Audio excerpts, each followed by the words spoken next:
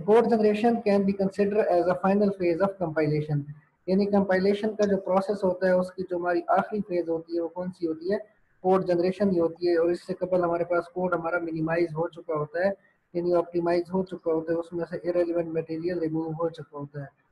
Through post code generation optimization process can be applied on the code, यानी कि आपके पास generation के बाद भी ऑप्टिमाइजेशन को अप्लाई किया जा सकता है। लाजमी नहीं है कि ऑप्टिमाइजेशन पहले होगी और जनरेशन बाद में होगी, ऑप्टिमाइजेशन को जनरेशन के बाद में भी हम अप्लाई कर सकते हैं। But that can be seen as a part of code generation phase itself. अगर हम उसको बाद ऑप्टिमाइजेशन को बाद में अप्लाई करेंगे तो इसका मतलब है कि जनरेशन और आपके पास ऑप्टिमाइजेशन दोनों एक ही चीज होगी, एक ही फेज का हिस्सा होगी। ठीक है, तो मैंने कहा है कि इन दोनों को एक फेज भी कभी कभार मान लिया जाता है, कभी कभी इनको अलग भी फेजेस माना जाता है, और कभी ऑप्टिमाइजेशन पहले तो कभी जनरेशन पहले। It totally depends upon us. ठीक है, the code generated by a compiler is an object code of the some lower level programming language. ठीक है, यानी कोड जनरेट जो हमारे पास होता है कंपाइलर के एंड फेज पे जाके, वो कोड क्या होता है, हमारे पास ऑब्जेक्ट कोड होता है। स्टार्ट हम कहाँ से लेते हैं, सोर्स कोड से जाते हैं, और एंड पे कहाँ पे पहुंचते हैं, हमारे पास ऑब्जेक्ट कोड पे पहुंच जाते हैं। और कंपाइलर का यही काम होता है कि सोर्स कोड को वो ऑब्जेक्ट कोड में कन्वर्ट कर देता है। तो उसने क्या कहा है, कंपाइलर हमें ऑब्जेक्ट कोड प्रोवाइड कर देता है किस चीज़ का, सम लोअर लेवल प्रोग्रामिंग लैंग्वेज, किसी लोअर लेवल प्रोग्रामिंग लैंग्वेज का ऑब्जेक्ट कोड हमें मिल जाता है। फॉर एग्जांपल असेंबली लैंग्वेज, यानी उस लोअर लैंग्वेज प्रोग्रामिंग लैंग्वेज का उसने कौन सी एग्जांपल दी है, असेंबली लैंग्वेज। यानी हमारे पास जो हमारा कोई सा भी जो सोर्स कोड होता है उसकी जब हम कंपाइलेशन करते हैं तो एट द एंड हम कहाँ पे पहुंच जाते हैं, असेंबली लैंग्वेज पे पहुंच जाते हैं, और असेंबली लैंग्वेज के ऑब्जेक्ट कोड पे पहुंच जाते हैं। We have seen that the source code written in higher level language is transformed into the lower level language that results in lower level object code। ठीक है, जारी बात है, हम हायर लेवल लैंग्वेज से स्टार्ट लेते हैं, लोअर लेवल लैंग्वेज की तरफ आते हैं, और लोअर लेवल लैंग्वेज के भी ऑब्जेक्ट कोड की तरफ पहुंच जाते हैं। We should have the following minimum properties, और जब हम ऑब्जेक्ट कोड तक पहुंच जाते हैं तो उसके पास क्या कुछ होना चाहिए, उसकी क्या स्पेसिफिकेशन होनी चाहिए। It should carry the exact meaning of the source code, यानी जब हमारे पास ऑब्जेक्ट कोड बन जाए। बच्चे ये म्यूट कर दें, किसका माइक ओपन है।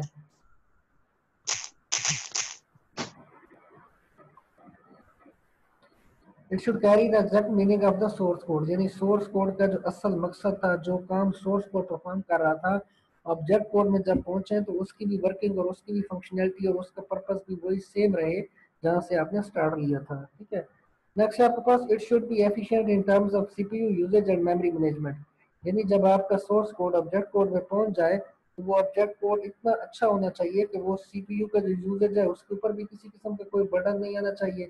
ठीक है, और उसके बाद आपके पास मेमोरी की मैनेजमेंट है, यानी आपके पास मेमोरी में जो उसका स्टोरेज होगा, स्टोरेज के हवाले से आपके पास वहाँ पे कोई वेस्टेज नहीं होगा मेमोरी का। ठीक है, मेमोरी का वेस्टेज नहीं होना चाहिए, ऑब्जेक्ट कोड आपके पास इतना अच्छा होना चाहिए after conversion of source code to object code. We will now see how the intermediate code is transformed into the target code या object code, assembly code में हम उसको कह सकते हैं in this case। यानी हमारा जो सोर्स कोड जहाँ से हमने शुरू किया था, दरम्यान में हमारे पास इंटरमीडिएट कोड बना था, अब उस इंटरमीडिएट कोड से एट द एंड हम टारगेट कोड या ऑब्जेक्ट कोड या उसको असेंबली कोड भी अब कह सकते हैं। उसने ये बताया कि जब हमारा सोर्स कोड स्टार्ट से लेकर एंड तक पहुँचता है तो वो लो लेवल के ऑब्जेक्ट कोड में पहुँच जाता है, और लो लेवल का ऑब्जेक्ट कोड असेंबली कोड भी होता है। ठीक है, तो वो कैसे होता है अब यहाँ पे वो समझाएगा। Direct acyclic graph. ठीक है, डायरेक्ट ए साइक्लिक ग्राफ भी क्या है, कोड जनरेट करने की एक टेक्निक है, उसका एक प्रोसेस है, एक मेथड है। किस चीज़ का, कोड जनरेशन का। डायरेक्ट ए साइक्लिक ग्राफ, जिसको डीएजी डैग भी बोलते हैं, is the tool that depicts the structure of basic blocks, helps to see flow of the values following among the basic blocks. यानी डिफरेंट आपके पास codes के जो ब्लॉक होते हैं और उन ब्लॉक की जो सीक्वेंस होती है, उस सीक्वेंस को स्टडी करने के लिए और उनको किसी स्ट्रक्चर में ढालने के लिए आपके पास जो टूल इस्तेमाल होते हैं उसको क्या नाम देते हैं, direct acyclic graph. And offer optimization tool, और ये जो डैग है ये ऐसा टूल है जो कि आपको ऑप्टिमाइजेशन की फैसिलिटी भी प्रोवाइड कर सकता है, कि वहाँ पे आप अपने डाटा को क्या है ऑप्टिमाइज भी कर सकते हैं, कोड को ऑप्टिमाइज भी किया जा सकता है।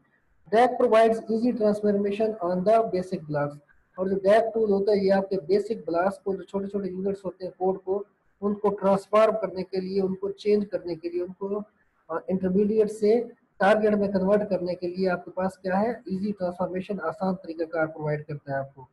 DAG can be understood here, हम उस DAG को कैसे स्टडी करेंगे, ये कैसे काम कर रहा होता है।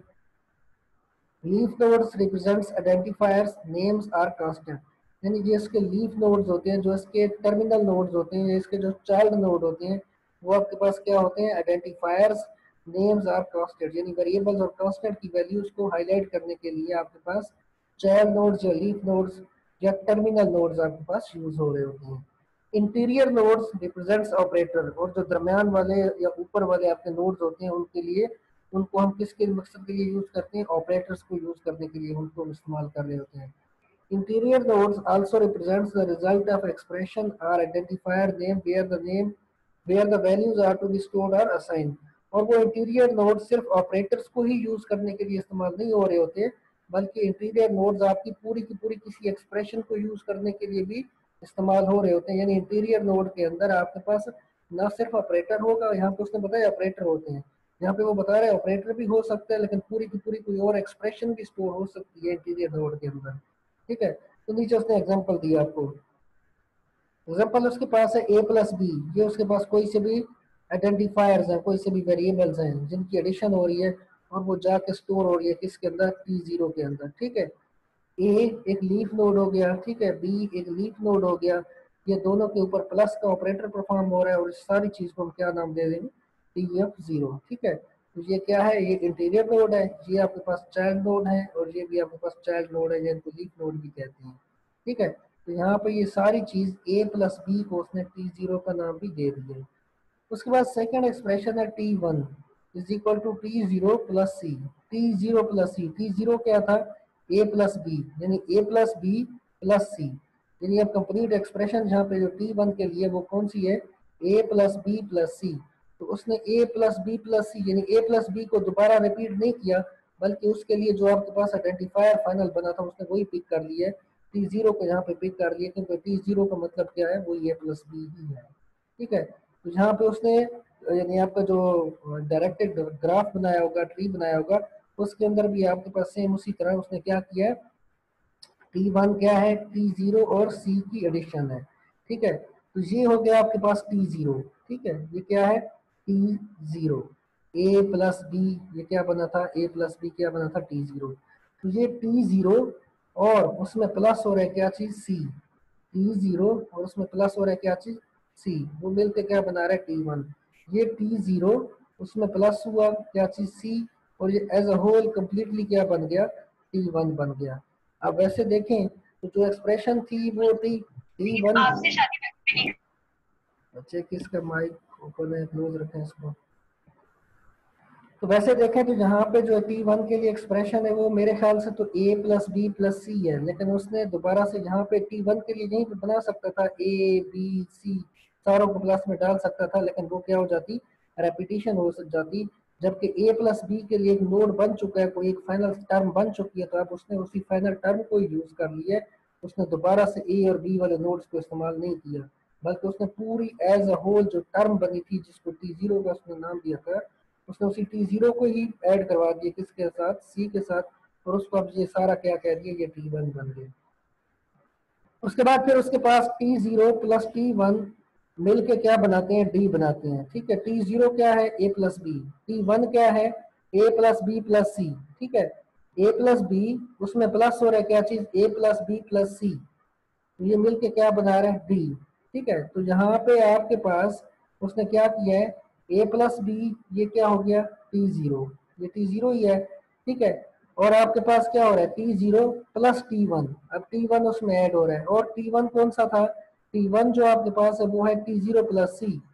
आपके पास ये T0, ठीक है, ये क्या है, T0 प्लस सी, ये सारा क्या बन गया, अब आपके पास ये T1 बन गया है। ठीक है, ये क्या है, T1, ये T0 है, ये T1 है, यानी इस नोड के अंदर जो फाइनल रिजल्ट है वो T0 पड़ा हुआ है। क्यों, A प्लस बी, ये क्या है, T0 है, और इस नोड के अंदर क्या पड़ा हुआ है, इस नोड के अंदर पड़ा हुआ है आपके पास T0 प्लस सी, यानी ये क्या है, T0। ठीक है, और ये सी मिलके क्या बना था, T1। T1 क्या था, T0 प्लस सी, तो यहाँ पे इस नोड में क्या पड़ा हुआ है, T1 पड़ा हुआ है, इस नोड से T0, इस नोड से T1, इन T0 और T1 आपस में ऐड होकर क्या बना रहे हैं, D बना रहे हैं।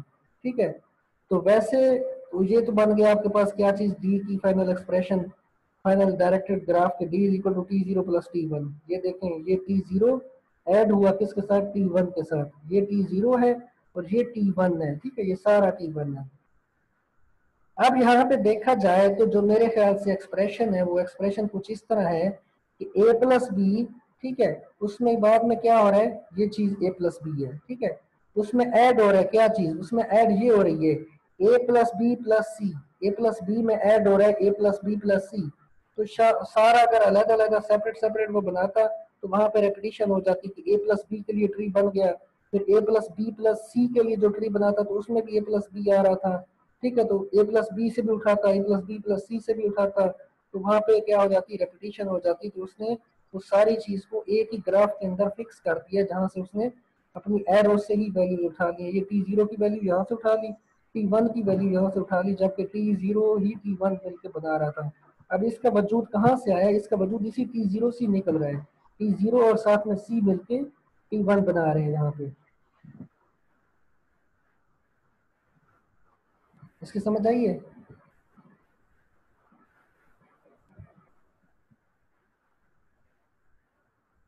अच्छा, समझ आई है इसकी। जी सर। नेक्स्ट है कोड जनरेटर। कोड जनरेटर,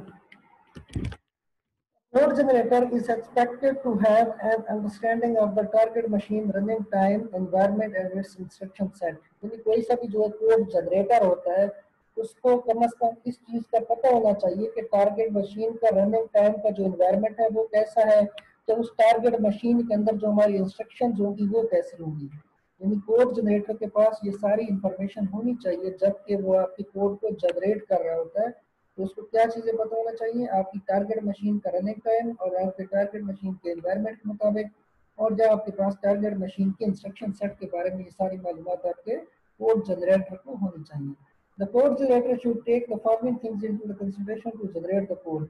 और कोड जनरेटर जब कोड को जनरेट कर रहा होता है तो वो कौन सी चीज़ों का ख्याल रखता है, वो इन सारी चीज़ों का ख्याल रखता है। वो कौन कौन सी चीज़ें हैं, एक तो टारगेट लैंग्वेज है, एक इंस्ट्रक्शन टाइप है, ठीक है, इंटरमीडिएट रिप्रेजेंटेशन टाइप, यानी आपके पास इंटरमीडिएट कोड जो था वो किस टाइप से बिलोंग कर रहा था, सिलेक्शन ऑफ इंस्ट्रक्शन कि हमने इंस्ट्रक्शन कौन सी सिलेक्ट करनी है, रजिस्टर एलोकेशन की डाटा को स्टोर करवाने के लिए कौन सा रजिस्टर हमने सेट करना है, उसके बाद ऑर्डरिंग ऑफ इंस्ट्रक्शन, उसके ऊपर इंस्ट्रक्शन अप्लाई कैसे करनी है।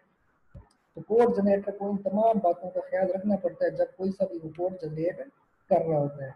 टारगेट लैंग्वेज के बारे में उसने क्या ख्याल रखना होता है, the code generator has to be aware of the nature of the target language. और कोड जनरेटर को पता होना चाहिए कि जो टारगेट लैंग्वेज है वो किस तरह की है, वो कैसी है, वो किस तरह बिहेव करती है, for which the code is to be transform, जिसके लिए हम उसके अंदर कोड को जाके शिफ्ट कर रहे होते हैं।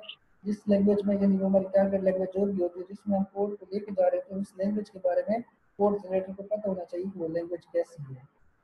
That language may facilitate some machine specific instruction to help the compiler to generate the code। यानी उसमें कुछ ऐसे भी होते हैं जो कि कंपाइलर को हेल्प करने के लिए मशीन स्पेसिफिक इंस्ट्रक्शन को भी यूज करते हैं जो कि मशीन के ऊपर डिपेंड कर रही होती हैं, जो कि आपके कंपाइलर के ऊपर डिपेंड कर रही होती हैं।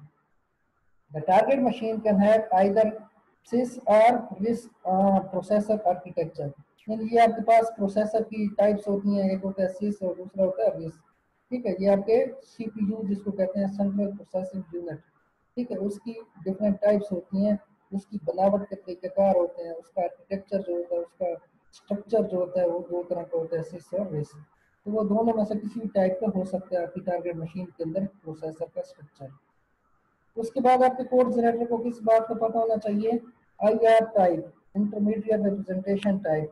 Intermediate representation has various form, मुख्तलिफ तरह का हो सकता है। It can be in abstract syntax tree, reverse polish notation और फ्री एड्रेस कोड। यानी आपके पास इंटरमीडिएट कोड की जो रिप्रेजेंटेशन है वो तीन तरह की होती है और आपके कंपाइलर को पता होना चाहिए, आपके कोड जनरेटर को पता होना चाहिए वो किस टाइप से बिलोंग कर रही है, AST से बिलोंग कर रही है, एब्स्ट्रैक्ट सिंटैक्स ट्री से, या पॉलिश नोटेशन से बिलोंग कर रही है, या फ्री एड्रेस कोड से बिलोंग कर रही है। ठीक है, तो ये तीनों चीजें हमने पढ़ी थी last topic intermediate code representation में। उसके बाद है सिलेक्शन ऑफ इंस्ट्रक्शन। आपके कोड जनरेटर को इंस्ट्रक्शन की सिलेक्शन के बारे में भी मालूमात होनी चाहिए। The code generator takes the intermediate representation as input and converts it into the target machine instruction set. ठीक है, इंटरमीडिएट रिप्रेजेंटेशन से इनपुट लेता है और उसके बाद आपके पास टारगेट मशीन की इंस्ट्रक्शन सेट में कन्वर्ट कर देता है उसको। One representation can have many ways to convert it, यानी कोई सी भी जो एक रिप्रेजेंटेशन होती है उसकी काफ़ी तरीक़ेकार होते हैं उसको कन्वर्ट करने के। So it become the responsibility of the code generator to choose the appropriate instruction wisely, ठीक है। और ये डिपेंड करता है कोड जनरेटर के ऊपर कि वो कौन सी रिप्रेजेंटेशन को सिलेक्ट करता है। क्या आपके पास वो पॉलिश नोटेशन को सिलेक्ट करता है, क्या वो AST को सिलेक्ट करता है, या क्या वो ट्री एड्रेस कोड वाली टेक्निक को यूज करता है। यानी ये आपके पास सिलेक्शन ऑफ इंस्ट्रक्शन कह लें कि सिलेक्शन ऑफ आपके पास रिप्रेजेंटेशन, ठीक है, रिप्रेजेंटेशन की सिलेक्शन कर रहा है कि वो AST को सिलेक्ट करते हुए जाएगा या पॉलिश नोटेशन को यूज करते हुए या ट्री एड्रेस कोड को यूज करते हुए आपके पास आपकी इंस्ट्रक्शन सेट बनाएगा, ठीक है। उसके बाद है रजिस्टर एलोकेशन, कि हमने उसको कौन कौन सा रजिस्टर एलोकेट करवाना होता है डाटा को स्टोर करवाने के लिए। A program has number of values to be maintained during the execution. Execution के प्रोसेस के अंदर प्रोग्राम के पास काफ़ी सारी वैल्यूज होती हैं जिसको उसने हैंडल करना होता है, जिसको उसने डील करना होता है। The target machine architecture may not allow all of the values to be kept in the CPU memory or register. और जो टारगेट मशीन का आर्किटेक्चर होता है वो इस चीज़ की आपको इजाज़त नहीं देता कि आप तमाम की तमाम वैल्यूज़ को आप अपनी मेमोरी या रजिस्टर में स्टोर करवा सकें, ठीक है। The code generator decide what values to be keep in the register and also it decide the register to be used to keep these values. यानी ये कोड जनरेटर फिर जाके डिसाइड करता है कि कौन सी वैल्यूज रजिस्टर में स्टोर होंगी और कौन सी वैल्यूज रजिस्टर में स्टोर नहीं होगी, ठीक है। और जो रजिस्टर में स्टोर होंगी उनका भी कौन डिसीजन लेता है आपके पास, उनका डिसीजन भी कोड जनरेटर ही लेता है कि आपके पास तमाम तर वैल्यूज क्या रजिस्टर में स्टोर करवानी है या नहीं करवानी है, अगर करवानी है तो कौन सी करवानी है और कौन सी नहीं करवानी है। ये सारी मैनेजमेंट भी किसने देखनी होती है, कोड जनरेटर में देखनी होती है। फिर एंड पे आपके पास offering of the instruction. At last the code generator decide the order in which the instruction will be executed. सबसे आखिर पे जाके क्या है, कोड जनरेटर आपके पास उस सीक्वेंस को सिलेक्ट करता है कि मैंने किस तरतीब से उन्हें इंस्ट्रक्शन को एग्जीक्यूट करना है। It creates the schedules for the instruction to be execute them. और वो जो इंस्ट्रक्शन का सेट उसके पास पड़ा होता है उसमें जितनी भी इंस्ट्रक्शन होती हैं उनके लिए वो कोई एक खास सीक्वेंस और शेड्यूल बनाता है कि मैंने इस अंदाज में और इस तरतीब में और इतने दौरानिए में मैंने जाके इन तमाम इंस्ट्रक्शन को जाके एग्जीक्यूट करके टारगेट कोड जनरेट करवाना है, ठीक है। ये तो होती है कोड जनरेटर के लिए, उसके लिए अहम बातें कि उसने किन किन बातों का ख्याल रखना होता है। फिर आ जाते हैं आपके पास descriptors. The code generator that has to track both registers and addresses while generating the code, ठीक है। द कोड जनरेटर जो होता है उसको ख्याल रखना पड़ता है, उसको ट्रैक करना पड़ता है, उसको ढूंढना पड़ता है किस चीज़ के बारे में, रजिस्टर्स के बारे में भी और एड्रेसेस के बारे में भी, ठीक है। जहाँ पे जाके उसने कोड को जनरेट करवाना होता है, जाके स्टोर करवाना होता है। और both of them forming two descriptors are used. और डिस्क्रिप्टर्स की कौन सी दो तरह की टाइप्स हैं जो कि नीचे दी गई हैं। एक होता है रजिस्टर डिस्क्रिप्टर और दूसरा होता है एड्रेस डिस्क्रिप्टर, ठीक है। जो रजिस्टर डिस्क्रिप्टर होगा वो आपके पास रजिस्टर के बारे में इंफॉर्मेशन प्रोवाइड करेगा और जो एड्रेस डिस्क्रिप्टर होगा वो आपके पास आपके लोकेशन के बारे में आपको तमाम तर डिटेल प्रोवाइड करेगा। Register descriptor, register descriptor is used to inform the code generator about the availability of register. इसका क्या काम होता है, ये आपके कोड जनरेटर को इंफॉर्मेशन प्रोवाइड करता है किस चीज़ के बारे में कि क्या कोई रजिस्टर अवेलेबल है या नहीं है डाटा को स्टोर करवाने के लिए, इंस्ट्रक्शंस को स्टोर करवाने के लिए। Register descriptor keeps track of the value stored in the each resistor. और जो आपके पास जितने भी रजिस्टर होते हैं और उनके अंदर जितनी भी इंस्ट्रक्शन स्टोर हुई पड़ी होती हैं उन सारों की जो मैनेजमेंट होती है वो भी कौन कर रहा होता है, रजिस्टर डिस्क्रिप्टर ही कर रहा होता है कि किस रजिस्टर के अंदर कितनी वैल्यूज पड़ी हैं और किस रजिस्टर के अंदर कितनी वैल्यूज पड़ी हैं, टोटल कितने रजिस्टर हैं, कितने खाली पड़े हैं, कितनों में वैल्यूज पड़ी हैं। तो ये सारी चीज़ों की मैनेजमेंट कौन कर रहा होता है, रजिस्टर डिस्क्रिप्टर कर रहा होता है। Whenever a new register is required during the code generation, this descriptor is consulted for the register availability. और जब हमें किसी नए रजिस्टर की ज़रूरत होती है अपने इंस्ट्रक्शन को स्टोर करवाने के लिए तो हम जो कोड जनरेटर होता है वो किसके साथ कंसल्ट करता है, वो रजिस्टर डिस्क्रिप्टर के साथ जाके कंसल्ट करता है और उससे अवेलेबिलिटी के बारे में इंफॉर्मेशन गेट करता है कि क्या कोई मजीद रजिस्टर एम्प्टी खाली रजिस्टर पड़ा हुआ है जिसके अंदर हमारी इंस्ट्रक्शन का सेट स्टोर करवाया जा सकता है या नहीं करवाया जा सकता। यानी कोड जनरेटर और रजिस्टर डिस्क्रिप्टर दोनों आपस में एक दूसरे के साथ क्या कर रहे होते हैं, कम्युनिकेशन कर रहे होते हैं। किस चीज़ की कम्युनिकेशन, इस चीज़ की कम्युनिकेशन के कोड जनरेटर ने जो इंस्ट्रक्शन सेट वहाँ पे स्टोर करवाने होते हैं रजिस्टर के अंदर, तो वो रजिस्टर के बारे में जितनी भी इंफॉर्मेशन होती है कि कौन से रजिस्टर में कितना डाटा पड़ा है, कौन से एम्प्टी हैं और किस रजिस्टर में डाटा स्टोर करवाया जा सकता है, क्या कुछ अवेलेबिलिटी है या नहीं है डाटा स्टोर करवाने के लिए। तो ये सारी जो कम्युनिकेशन हो रही होती है इस टॉपिक के ऊपर वो कौन कर रहे होते हैं, कोड जनरेटर और रजिस्टर डिस्क्रिप्टर आपस में कम्युनिकेट कर रहे होते हैं। नेक्स्ट आपके पास जो डिस्क्रिप्टर होता है वो होता है address descriptor. Values of the names, the values of the identifiers used in the programs might be stored at the different location while execution. Execution के दौरान आपके पास वेरिएबल और आइडेंटिफायर की जितनी भी वैल्यूज होती हैं वो आपके पास क्या है मुख्तलिफ जगहों पे स्टोर करवाई जा सकती हैं। Address descriptor are use to keep track of the memory location where the values are identifier are stored. और एड्रेस डिस्क्रिप्टर का क्या काम होता है, ये पता चलाता है, पता लगाता है कि आपके पास आपके उन आइडेंटिफायर के लिए जो वैल्यूज हैं वो किस लोकेशन पे मेमोरी के अंदर कहाँ कहाँ पे पड़ी हुई है। और इस चीज़ को सर्च करने के लिए, फाइंड आउट करने के लिए कौन सा डिस्क्रिप्टर यूज होता है, एड्रेस डिस्क्रिप्टर, जो कि आपको आपकी वेरिएबल्स की आइडेंटिफायर्स की वैल्यूज को ट्रैक करने के लिए यूज किया जाता है। These location may include CPU, register, heaps, stacks, memory or a combination of mentioned location. इन तमाम लोकेशन का जो कॉम्बिनेशन हो सकता है वो सारी की भी मैनेजमेंट कर रहा होता है, या single single register, heap, stack या मेमोरी, इन सारी चीज़ों को सिंगल सिंगल भी वो देख सकता है कि आपके पास। सारी बात इसका जब काम यही है कि इसमें सर्च करना होता है कि किस वेरिएबल की वैल्यू कहाँ पे पड़ी हुई है, मेमोरी में पड़ी हुई है, हीप में पड़ी हुई है, स्टैक में पड़ी हुई है, स्टैक में से कैसे ढूंढनी है, किस लोकेशन पे पड़ी हुई है। तो वैल्यूज की लोकेशन के बारे में जो डिस्क्रिप्टर होगा वो कौन सा होगा, एड्रेस डिस्क्रिप्टर होगा। Code generator keeps both descriptor updated in the real time for load statement ld_r1x to the code generator। यानी जो आपके पास कोड जनरेटर होता है वो दोनों डिस्क्रिप्टर को एट अ टाइम क्या रखता है, अपडेटेड रखता है कि उसको किसी भी वक्त किसी भी रजिस्टर की जरूरत पड़ सकती है। कोड जनरेटर को जाके किसी रजिस्टर के अंदर वैल्यूज को भी स्टोर करवाना पड़ सकता है, इसलिए वो क्या करेगा, रजिस्टर डिस्क्रिप्टर से बात करेगा कि हाँ जी आपके पास कोई मतलब रजिस्टर एम्प्टी अवेलेबल पड़ा हुआ है या किसी रजिस्टर के अंदर तो स्पेस अवेलेबल है, तो वो जाकर उसमें इंस्ट्रक्शन सेट स्टोर करवा देगा। और जब इंस्ट्रक्शन सेट उसमें स्टोर हो जाएगा तो उसमें से किसी वेरिएबल की वैल्यूज को सर्च आउट करना पड़ जाए, लोकेशन फाइंड करनी पड़ जाए, तो फिर वो आपका कोड जनरेटर जो होगा वो एड्रेस डिस्क्रिप्टर से बात करेगा, उससे कंसल्ट करेगा और वो उसको उस मतलब का आइडेंटिफायर जो वेरिएबल के लिए उसकी वैल्यू को फाइंड आउट करके लोकेशन उसके बारे में बताएगा कि ये इस लोकेशन पे इस वेरिएबल या इस आइडेंटिफायर की वैल्यू पड़ी हुई है।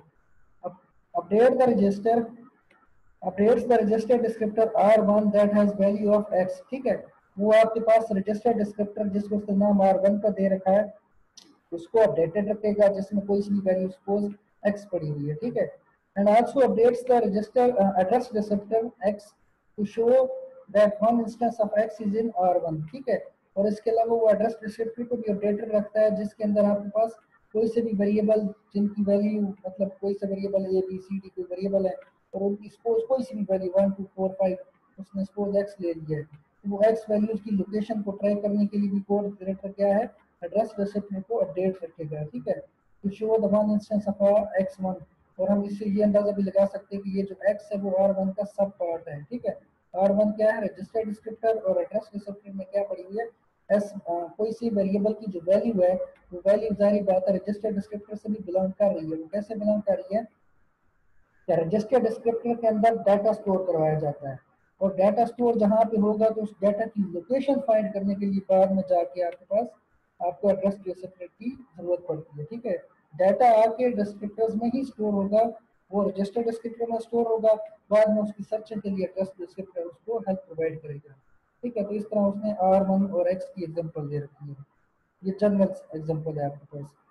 उसके बाद एक और जनरेशन, यहाँ पे एक और एग्जांपल वो थोड़ा सा समझाएगा बताएगा कि किस तरह वो सारा एक्शन परफॉर्म हो रहा होता है। Code generation basic blocks comprises of the sequence of the three address instruction। code generator takes these sequence of instruction as input। यानी वो जो बेसिक ब्लॉक्स होते हैं, कोड्स ऑफ ब्लॉक्स होते हैं, उनको क्या है हम थ्री एड्रेस इंस्ट्रक्शन की हेल्प से भी रीलोड कर सकते हैं, उनको थ्री एड्रेस मेथड से भी सॉल्व कर सकते हैं। और आपके पास कोड जनरेटर जो होता है वो तमाम इंस्ट्रक्शन की सीक्वेंस को क्या करता है, एज ए इनपुट अपने पास ले लेता है और उसके बाद आगे जो इस रजिस्टर का काम होता है, रजिस्टर डिस्क्रिप्टर में उस रजिस्टर का उसने नाम ले रखा है गेट रेज। ठीक है, गेट रेज क्या है, ये कोई सा भी एक रजिस्टर है। ठीक है, बच्चे म्यूट रखते हैं, दिखाई दे रहा है ना बच्चे माइक म्यूट करें।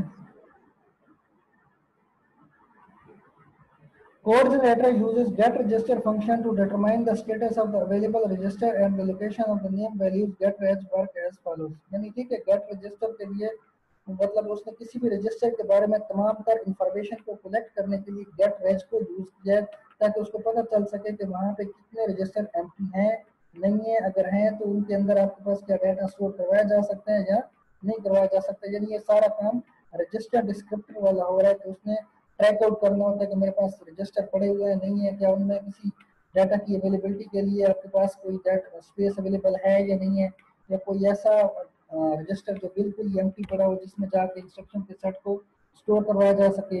उसके बाद सबसे पहले क्या होता है, if a variable y is already in register r, suppose कर ले कि कोई वेरिएबल y है जो कि पहले से ही रजिस्टर r के अंदर पड़ा हुआ है, इट यूजेस दैट रजिस्टर, तो फिर वो जारी बात है जब भी y वेरिएबल यूज होगा तो वो r वाले रजिस्टर को यूज कर रहा होगा। else if some register r is available it uses that register, अगर r के अलावा कोई और रजिस्टर पड़ा हुआ है तो वो उसको भी यूज करेगा। कब? else पे। अगर उसके पास क्या है, r नहीं है, तो फिर r के अलावा जो होगा उसको जाके यूज करेगा कौन? by। else if both the above options are not possible it chooses the register that requires the minimal number of load and store instructions। और अगर आपके पास दोनों कंडीशन ऊपर वाली नहीं है तो आपके पास अगर उसको खुद से सिलेक्शन करनी पड़ जाए तो फिर वो खुद से ऐसे रजिस्टर को सिलेक्ट करेगा जिसके अंदर लोड और आपके पास minimal number of load and store instruction होंगी, जिसके अंदर लोड भी कम होगा और जिसके अंदर इंस्ट्रक्शन की तादाद भी सबसे कम पड़ी होगी, फिर उस रजिस्टर को जाके वाई वेरिएबल सिलेक्ट करेगा ताकि वाई की जो इंस्ट्रक्शन होगी वो जाके उस रजिस्टर में स्टोर होगी। पहली बात है अगर आर मौजूद है तो सपोज आर में स्टोर हो जाएंगी, अगर आर मौजूद नहीं है तो फिर वो किसी और को ढूंढेगा, अगर कोई और भी नहीं है तो फिर उनमें से वहां से खुद से देख लेगा कि जो पड़े हुए हैं उनमें से सबसे कम डाटा या सबसे कम लोड या सबसे कम इंस्ट्रक्शन मिनिमम इंस्ट्रक्शन किसके अंदर पड़ी हुई है, तो उसको जाके सिलेक्ट होके उसके अंदर वाई की इंस्ट्रक्शन होगी जाके स्टोर हो जाएंगी। For an instruction x is equal to Y O P Z, ठीक है, कोई एक इंस्ट्रक्शन है y x is equal to Y O P Z, ठीक है। द कोड जनरेटर में perform the following action, code generator क्या करेगा, let us assume that l is the location, l कोई एक लोकेशन है, प्रेफरली रजिस्टर, रजिस्टर्ड के लिए कोई एक लोकेशन है, where the output of Y O P Z is to be saved, जहां पे हमारे पास वाई ओ पी जी जो है इसकी जो आउटपुट आएगी उसको हमने l लोकेशन पे जाके स्टोर करवाना है, ठीक है। तो हम क्या करेंगे, सबसे call the function get reg को कॉल करेंगे जो कि रजिस्टर डिस्क्रिप्टर में जाके सारी चीजों की मैनेजमेंट देखेगा, क्या रजिस्टर पड़े हुए नहीं पड़े हुए, अगर पड़े हुए हैं तो उसमें से कौन सा सिलेक्ट करना है, आर है या नहीं है, जो भी है। सपोज अगर आर नहीं है तो फिर क्या है, अगर दोनों नहीं है तो फिर उनमें से सबसे कम वाले को सिलेक्ट करके जाके डिसाइड कर देगा कि लोकेशन ऑफ एल कहाँ पे आपके पास वेरिएबल या वैल्यू जो है वो उस एल जगह पे जाके स्टोर होगी, एल जगह कोई भी हो सकती है। determine the present location of y by consulting the address descriptor, और आपके पास y की जो मौजूदा लोकेशन है उसका पता लगाने के लिए कोड जनरेटर क्या करेगा, कंसल्ट करेगा किसके साथ, एड्रेस डिस्क्रिप्टर के साथ, जो कि उसको y की करंट लोकेशन के बारे में इंफॉर्मेशन प्रोवाइड कर देगा कि y इस वक्त कहाँ पे किस रजिस्टर के अंदर किस लोकेशन पे स्टोर हुआ पड़ा है। If y is not present in the register l, अगर y वहाँ पे l के अंदर नहीं पड़ा हुआ, then generates the following instruction to copy the value of y to l, अगर y l के अंदर नहीं है तो फिर एक इंस्ट्रक्शन के लिए एक इंस्ट्रक्शन प्रोवाइड की जाएगी जो क्या करेगा, y की वैल्यू को l के अंदर कॉपी कर देगा, मूव y टू l, ठीक है। ये क्या है, असेंबली लैंग्वेज की एक इंस्ट्रक्शन है जो क्या कर रही है, मूव कर रही है, कॉपी कर रही है किस चीज को, y की वैल्यू को कहाँ पे, l के अंदर, ठीक है। Where y represents the copied value of y, यहाँ पे y प्राइम जो है, ये y प्राइम उसमें साथ लगा है, यहाँ पे y प्राइम का मतलब क्या है, y की ही वैल्यू है जो कि आपने उसकी एडिशनल कॉपी बनाई है और उसको जाके l के अंदर आपने स्टोर कर दिया है। फिर क्या किया आपने, determine the present location of z using the same method used in the step 2, इसी तरह z की भी वही वैल्यू z की भी वही लोकेशन फाइंड आउट करें जिस तरह आपने ऊपर y की लोकेशन के लिए एड्रेस डिस्क्रिप्टर को यूज किया, y की लोकेशन का पता लगाया, उसी तरह आप z की लोकेशन का भी पता लगा दें और y generate the following instruction, और वहां पे आपके पास इस तरह के इंस्ट्रक्शन को यूज कर ले। ओपी जी प्राइम एल, यानी आपके पास क्या है, ऑपरेशन परफॉर्म करवा दें जी का किसके अंदर जाके एल रजिस्टर के अंदर, where G prime represents the copied value of G, जहाँ पे आपके पास क्या है, जी प्राइम जो है वो जी की एडिशनल या कॉपीड वैल्यू को रिप्रेजेंट कर रहा है, ठीक है।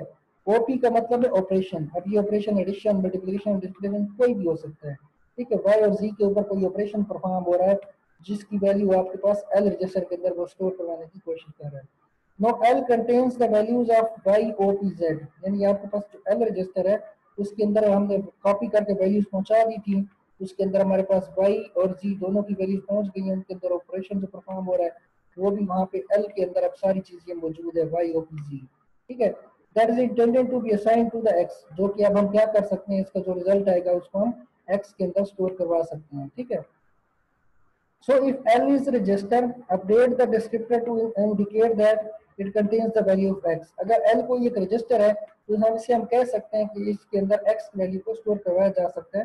ठीक है, जिस तरह उसने ये देखें, ये x वैल्यू जो है वो हमें हमारे किसी भी रजिस्टर के अंदर, जो कि हमारा R1 एक रजिस्टर था और क्या है R1 that has the value of x, यानी कोई सा भी एक रजिस्टर हो तो उसके अंदर x वैल्यू स्टोर करवाई जा सकती है। इसी तरह आपके पास जब कोई सा भी L एक रजिस्टर हो तो उसके अंदर आपके पास क्या है, कोई एक्स वैल्यू स्टोर करवाई जा सकती है। एल एक्स वाई और जी ये जो क्या है, ये इसने जर्नल एग्जांपल ली हुई है, लाजमी नहीं है कि रजिस्टर का नाम ही एल है, कोई सा भी हो सकता है, उसने हमें समझाने के लिए एल एक्स वाले वेरिएबल यूज कर रखे हैं।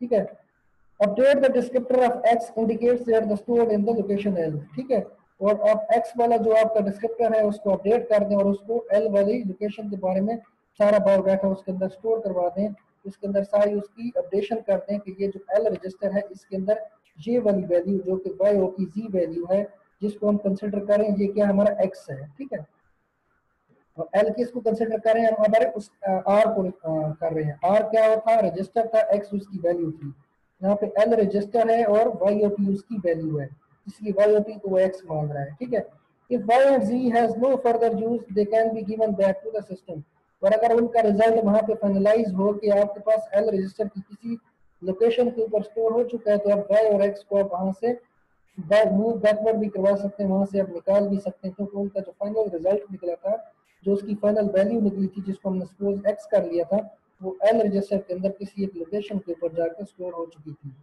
Other code constructs like loops, conditional statements are transformed into the assembly language in the general assembly way। और बाकी भी इसी तरह जो सारा प्रोसेस होता है वो सारा इसी मेथड के थ्रू आपका प्रोसेस परफॉर्म हो रहा होता है कि सबसे पहले आपके पास वहाँ पे जो हमारे डिस्क्रिप्टर है ना सारा काम इन्होंने ही करना होता है कि आपके पास मैनेजमेंट उसमें देखनी होती है। पहला जो होता है आपके पास कौन सा डिस्क्रिप्टर होता है,